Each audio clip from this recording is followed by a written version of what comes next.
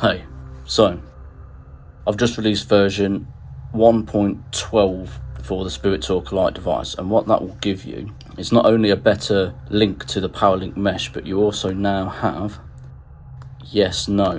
Again, this uses the 2C couple like the Spirit Talker app that's in here, but instead of it producing those sort of responses, it's literally just yes or no. So if you don't know how the 2C couple works on this, it's powered by an analog pin inside here, just a spare one, and that's got voltage fluctuations on it. It works kind of like a REM pod. Okay, so when you press go, it will start up. The direction of the 2C couple, so that's kind of representing the 2C couple. It's more of an elliptical shape, but to keep it simple, we'll just have a little circle on there going around the SG logo. So the direction again is controlled by the analog pin.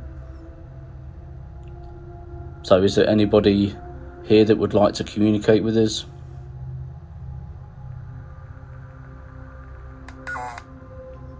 Okay, so there's somebody here but they don't want to communicate.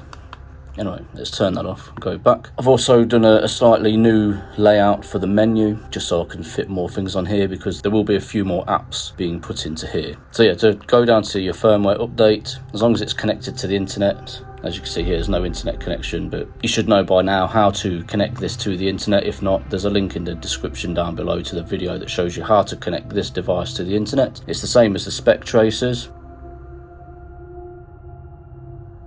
So when you first open up the ParaLink-Mesh, it will check to see if there's an update available. As you can see here, it says a new version 1.3 is available. Click on visit download page, scroll down to the bottom, you'll be able to get the APK. What I suggest you do is, if this pop-up does appear on future versions of the ParaLink-Mesh, whenever you open it up, it will do a check for a software update. If you see this and you update the software, there's a good chance you'll need to update the firmware on the Spirit Talker Lite as well. Okay, right, let's connect that to the ParaLink-Mesh.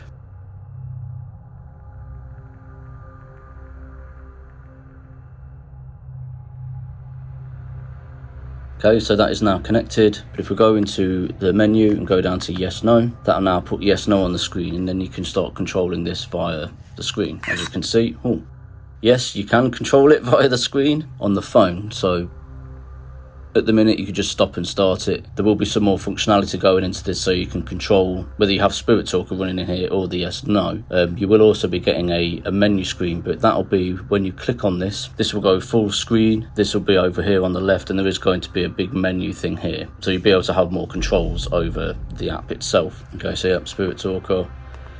And yes, no. So that is now all working within the ParaLink-Mesh app. So like I said, if you open the ParaLink-Mesh app and that box appears to update to a newer version of the ParaLink-Mesh, please update the firmware on here, or at least check. There might be the odd update on this where it's for a SpecTracer or for another device that I'm making, and you won't need to update the firmware on here. Eventually, on the actual ParaLink-Mesh app, there's going to be a control section here, and you'll be able to update all of the firmwares for my devices through the ParaLink-Mesh app. Okay, so that's it for now. Like I say, you've got a yes, no, and you've got the Spirit Talker app all working in here. So yeah, see you in the next one.